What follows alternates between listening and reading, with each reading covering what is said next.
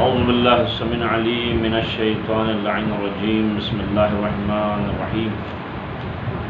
الحمد للہ رب العالمین والعاقبۃ للمتقین والعاقبۃ اہل التقوی والیقین وعلی آلہ الطیبین الطاہرین المعصومین واللعنۃ الدائمۃ علی اعدائہم اجمعین الی قیام یوم الدین اما بعد قال اللہ تعالی فی کلام المجید وفرقان الحمید وهو اصدق القائلین وقوله الحق بسم اللہ الرحمن الرحیم قل لا اسألکم علیہ اجرا الا المودۃ فی القربى اللهم صل على محمد وآل محمد اللهم ملائکته يصلون على النبي يا أيها الذين آمنوا صلوا عليه وسلموا تسلیما اللهم صل على محمد وآل محمد مومنین کرام السلام علیکم۔ آج ہم آپ کی خدمت میں حاضر ہوئے ہیں اور ہماری آج کی گفتگو کا جو عنوان ہے وہ خمس ہے۔ خمس جو ہے ظاہر سی بات ہے کہ ایک سال تک کوئی رقم آپ کے پاس ہو جو خرچ نہیں ہوئی ہے، سال بھر کے جو بچے ہوئے سمے کے سال ہے 100 روپے آپ کے اوپر پاس بچ گئے ہیں یا 1000 روپے بچ گئے ہیں تو اس کا 5واں حصہ جو ہے خمس نکالنا واجب ہے۔ اب چونکہ خمس کے 2 حصے ہیں، ایک حصہ جو ہے مال امام ہے اور ایک حصہ مال سادات ہے۔ مال امام جو ہے وہ جامع شرائط جو ہے مجتہد کو دیں گے یا اس کے وکیل کو دیں گے، وہ جو ہے دین کے کاموں میں اس کو خرچ کرے گا۔ اور دوسرا جو مال سادات ہے یہ ایسے غریب سید کو دیا جائے گا کہ جو تارک الصلاۃ نہ ہو، داڑھی منڈا ہوا نہ ہو، واجبات کا پابند ہو اور کوئی ایسا فعل انجام نہ دے، مثلا جو خمس کی رقم اس کو دے رہے ہیں اس رقم سے کوئی معصیت نہیں کرے یا کوئی ایسا کام نہیں کرے تو اس کو یہ خمس کی رقم آپ دے سکتے ہیں۔ اب خمس نکالنے کا حکم جو ہے چونکہ ہمارے دین میں ہے، واجبات میں سے ہے اور اس کا نکالنا واجب ہے۔ جب سال پورا ہو جائے تو اس وقت خمس کی رقم نکالنا واجب ہو جائے گی۔ اور مثلا بہت سے لوگ جو آپ دیکھا ہوگا کہ وہ باقاعدہ ایک ڈیٹ معین کرتے ہیں، مثلا کوئی کاروباری ہیں یا کوئی ویسے آپ کوئی تجارت کرتے ہیں، کاروبار کرتے ہیں یا آپ کی بچت ہے، اس کے اوپر ڈیٹ فکس کرتے ہیں کہ ہر سال مثلا ہم نے اس تاریخ کو خمس نکالنا ہے۔ اب دوسری بات یہ ہے کہ احتیاط کی بنا پر اگر آپ کو کوئی تحفہ تحائف ملتا ہے، مثلا ایک مثال ہے میں ایک دینی طالب علم ہوں، میں ایک اسٹوڈنٹ ہوں، یا مثلا ایک مثال ہے مجھے کوئی تحفہ ملا، میں نے احتیاط کی بنا پر جو ہے جو اپنے تحفوں کا بھی میں نے خمس نکالا۔ اور اس کے ساتھ ساتھ ظاہر سی بات ہے کہ جو لوگ خمس نہیں نکالتے وہ مسئول ہیں۔ کس چیز کے مسئول ہیں وہ ظاہر سی بات ہے حق جناب سیدہ انہوں نے ادا نہیں کیا، حق امام ادا نہیں کیا، اور روز محشر جو ہے وہ مجرموں کی فہرست میں کھڑے ہوں گے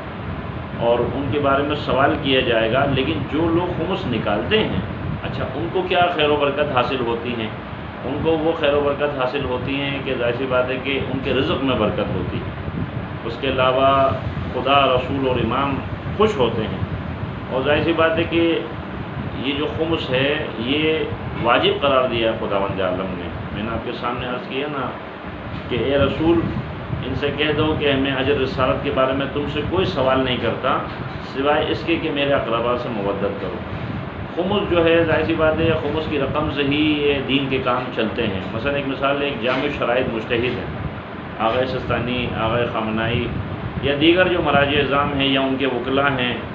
یہ انہی خمس کے پیسوں سے ہی جو ہے امور جو ہے تبلیغ جو ہے چلاتے ہیں۔ مثلا ایک مثال دے رہا ہوں کہ ابھی بندہ حقیر کو بھی جو ہے مراجع اعظام کی جانب سے جو ہے مثلا اجازت نامہ ہے، لیکن وہ اپنی ذات پہ خرچ کرنے کے لیے نہیں ہے، اپنی ذات پہ خرچ کرنے کے لیے نہیں ہے، بلکہ یہ دین کے کاموں میں خرچ کرنے کے لیے ہے، فلاحی کاموں میں خرچ کرنے کے لیے ہے۔ مثلا مسجد امام بارگاہ کی تعمیر ہے، مدرسے کی ترویج ہے یا تعمیر ہے، یا کسی یتیم بچی کی شادی ہے، یا کسی غریب کی کفالت ہے، یا کسی بچے کی جو ہے مثلا ایک مثال ہے ایجوکیشن جو فیس ہے وہ پے کرنا ہے، یا کوئی بیمار ہے اس کی جو ہے علاج معالجے کے لیے ادویات کا یعنی کے لیے خرچ کرنا ہے، یا کوئی مسافر ہے جس کو اپنی منزل مقصود تک جو ہے پہنچانا ہے، یا کوئی قیدی ہے کہ جس کو قید سے آزاد کرانا ہے، یا مثلا ایک مثال ہے کہیں پہ پانی کا انتظام نہیں ہے، کہیں کنواں کھدوا دیا، کہیں بورنگ کروا دی، یا کہیں مسجد کی چھت ڈلوا دی، کہیں امام بارگاہ کی دیوار بنوا دی، یا جو بھی تعمیرات کا کام ہے وہ کر دیا۔ اسی طریقے سے مومنین کی فلاح بہبود کے لیے خرچ کرنے کی اجازت ہے۔ اب ظاہر سی بات ہے کہ ایک مثال ہے، آپ براہ راست اگر مجتہد تک نہیں پہنچاتے تو ان کے دفتر تک بھی پہنچائیں تو باقاعدہ وہاں سے آپ کو سلپ دی جائے گی، آپ کو باقاعدہ وہاں سے جو ہے رسید دی جائے گی، جس سے جو ہے آپ کو اطمینان ہوگا واقعی یہ جو میرا خمس کا پیسہ ہے صحیح جگہ پہ پہنچ گیا۔ اب چونکہ یہ نکالنا واجب ہے، جو لوگ یہ خمس نہیں نکالتے، اور اکثر لوگوں کو دیکھا ہوگا آج ایک جہالت کی انتہا ہے، مثلا چونکہ جو ہے دشمن نے بڑا ورک کیا ہے ہمارے ملک کے اوپر، پاکستان کے اوپر دشمنوں نے بڑا کام کیا ہے، بڑا سرمایہ خرچ کیا ہے، ایسے جاہل افراد کو پیدا کیا ہے جن کا نعرہ ہے کہ جی یہ خمس امام کا ہے، یہ کسی مولوی کے ہاتھ میں نہیں دو، کسی مجتہد کے ہاتھ میں نہیں دو، کسی مجتہد کے وکیل کے ہاتھ میں نہ دو، یہ امام کا پیسہ ہے، تو کیا کرو ان کو زمین میں دفن کر دو۔ مقصد کہنے کا یہ ہے گا، یہ جاہل طبقہ جو بھی عناصر ہیں، ظاہر سی بات ہے زر خرید لوگ ہیں، ان کا مقصد کیا ہے؟ ان کا مقصد یہ ہے گا افراتفری کا ماحول پیدا کرنا۔ جس طریقے سے برطانیہ کا نعرہ ہے کہ لڑاؤ حکومت کرو، اس قسم کے عناصر کا نعرہ ہے لوگوں کو جاہل بناؤ اور حکومت کرو۔ ظاہر سی بات ہے جب لوگ جاہل رہیں گے، لوگوں کو جو ہے حق نہیں معلوم ہوگا، یا ان کو بتایا نہیں جائے گا، یا ان کے درمیان اختلاف ڈالا جائے گا، تو لوگ آپس میں دست و گریبان ہوں گے۔ یہی خمس جو ہے ظاہر سی بات ہے واجب ہے، اس کے ساتھ ساتھ اس خمس کے پیسے سے جو ہے کیا کیا کام ہو رہے ہیں۔ اچھا، زیادہ تر تنقید وہی لوگ کرتے ہیں خمس کے اوپر جو خود خمس نہیں نکالتے۔ مثلا ایک مثال دے رہا ہوں کہ مثلا میں بذات خود ہر فرد جو ہے اپنا محاسبہ کرے کہ میں کیا کر رہا ہوں۔ مثلا میں ایک مثال ہے، میں خود اپنا محاسبہ کروں کہ آیا میں نے کتنا خمس نکالا، مجھے نکالنا چاہیے۔ یہ نہیں کہ میں اگر مولوی ہوں، میں اگر جو ہے پیش نماز ہوں تو میرے کو جو معاف ہے، یا میرے کو خمس نہیں نکالنا چاہیے، نہیں، مجھے بھی اپنا خمس نکالنا چاہیے۔ مگر مسئلہ یہ ہے گا کہ خمس جو ہے کن چیزوں کے اوپر ہے۔ خمس جو ہے ظاہر سی بات ہے کہ سونا چاندی یا اس قسم کی، اور اس کے علاوہ جو آپ کی رقم بچتی ہے، یعنی جو خمس کے مصارف ہیں، ان مصارف کے اندر جو ہے یہ خمس واجب ہے۔ جب سال بھر کے اخراجات آپ کے پورے ہو گئے اور وہ بالکل آپ کی رقم خرچ نہیں ہوئی ہے اور آپ کے پاس موجود ہے، اس رقم کے اوپر یا اس اجناس کے اوپر جو خمس کے زمرے میں آتے ہیں، مثلا ان چیزوں پہ بھی خمس واجب ہے۔ مثلا کہیں پہ آپ نے کھدائی کری، کہیں پہ آپ کو دفینہ ملا، مثلا سونا چاندی اس قسم کی چیزیں ملیں جس کی بنا پر اس کے اندر بھی خمس آپ کو دینا پڑے گا۔ جیسے زکوٰۃ کے مصارف ہیں، زکوٰۃ کے مصارف الگ ہیں مگر خمس کے مصارف الگ ہیں۔ اچھا، یہ ضروری نہیں ہے کہ خمس صرف پیسوں پر ہے، چیزوں کے اوپر بھی ہے۔ بہت سی ایسی چیزیں ہیں کہ جو ہمارے استعمال میں نہیں ہیں، تو لہٰذا ہے کہ ان کے اوپر بھی خمس ہے۔ مثلا ایک ایسا زیور جو کہ خریدا کسی عورت نے خریدا، اور خریدنے کے بعد وہ استعمال ہی نہیں ہوا، سالوں پڑا ہوا ہے، اس کے اوپر خمس دینا پڑے گا۔ اسی طریقے سے کفن آپ نے خریدا، کفن جو ہے اپنے مرحوم کے لیے، بہت سے لوگ کفن جو ہے خرید کر جو ہے رکھ دیتے ہیں، اس لیے اپنے لیے، تو جب آپ وہ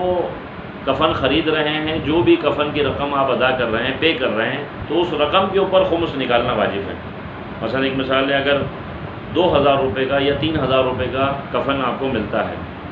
تو لہٰذا اس کا 5واں حصہ جو ہے آپ نکالیں گے۔ اگر 3000 روپے کا ہے تو 600 روپے آپ کو پے کرنے پڑیں گے، اس میں سے 300 روپے مال امام اور 300 روپے مال سادات ہیں۔ اسی طریقے سے آپ نے جو ہے مثلا آپ کے جائیداد میں آپ کو حصہ ملا، یا مثلا ایک مثال ہے، آپ حج کرنے جا رہے ہیں، تو لہٰذا اس حج کے اوپر مثلا آپ جو رقم خرچ کرتے ہیں، مثلا 1 لاکھ روپے آپ رقم خرچ کر رہے ہیں، کس پہ؟ حج کے اوپر، میں مثال دے رہا ہوں۔ تو اس میں جو ہے اس کا 5واں حصہ جو ہے آپ خمس نکالیں گے، آدھا جو ہے مال امام ہے، آدھا مال سادات ہے۔ اچھا، یہ اب سوال کیا جاتا ہے کہ بھئی اگر آپ کے اپنے خاندان میں کوئی ایسا غریب ہے سید، تو آپ اس کو مال سادات کی رقم دے سکتے ہیں، لیکن یہ بات یاد رکھیے کہ کنڈیشن ہے باقاعدہ، ایسا شخص کہ جو سید ہو، داڑھی منڈا ہوا ہو، یا واجبات کی ادائیگی نہیں کرتا، اس کو آپ خمس نہیں دے سکتے، اور اگر آپ دیں گے تو آپ خود ذمہ دار ہیں۔ اسی طریقے سے اگر آپ کسی ادارے کو دیتے ہیں تو اگر ان کے پاس اجازت ہے تو ان کو دیجئے، وگرنہ ہر کسی کے ہاتھ میں آپ خمس کی رقم نہیں دے سکتے۔ ہاں مثلا ایک مثال ہے، جو کوئی بھی متدین کوئی عالم دین ہے جس کے پاس باقاعدہ مراجع کی اجازت ہوں اور خرچ کرنے کی اجازت ہو، تو آپ اس کو دیجئے تو وہ آپ کو باقاعدہ رسید دے گا، ایک اچھی رسید وہ آپ کو دے گا خمس کی۔ اور اس کے بعد جب ظاہر سی بات ہے جیسے آغا خامنائی اور آغا سستانی کے دفتر میں جو ہے آپ دیں گے تو باقاعدہ وہاں سے سلپ ملتی ہے، مثلا ایک ٹیمپریری سلپ ملتی ہے اور ایک اصل سلپ ملے گی کہاں سے، جو وہاں سے عراق سے یا ایران سے آپ کو مل جائے گی۔ لیکن یہاں پر بھی مثلا مراجع کے وکیل موجود ہیں، مثلا آپ جب ان کو خمس دیں گے تو وہ باقاعدہ آپ کو سلپ دیں گے۔ اچھا، میں نے آپ سے عرض کیا کہ خمس نکالنے سے خدا خوش ہے، رسول خوش ہے، امام خوش ہے، آپ کے رزق میں برکت ہے، آپ کو ذہنی سکون ہے، بہت سی ظاہر سی باتیں فوائد اور بینیفٹ آپ کو حاصل ہوتے ہیں۔ تو لہٰذا یہ چونکہ واجبات میں سے ہیں، اس میں ہمیں کوتاہی نہیں کرنی چاہیے، اور اگر آپ نے ایسا نہیں کیا اور اس جانب توجہ نہیں دی، یقیناً روز محشر جو ہے ہمیں اس کا جواب دینا پڑے گا۔ میں امید کرتا ہوں یہ مختصر سی جو ہے گفتگو آپ کو پسند آئی ہوگی، تو آپ حضرات سے گزارش ہے کہ میرے چینل کو سبسکرائب کریں اور لائک کریں اور شیئر کریں۔ خدا کی بارگاہ میں دعا گو خداوند عالم ہم سب کو اپنے واجبات ادا کرنے کی توفیق عطا فرمائے، محرمات سے بچنے کی توفیق عطا فرمائے۔ پروردگار تعلیمات محمد والے عمل کرنے کی، اس کی تبلیغ کرنے کی، نشر و اشاعت کرنے کی توفیق عطا فرمائے۔ امام زمانے کے ظہور میں تعجیل فرما، ہم سب کو امام کا انصار میں شمار فرما۔ والسلام علیکم ورحمۃ اللہ وبرکاتہ۔ اللہم صلی علی محمد۔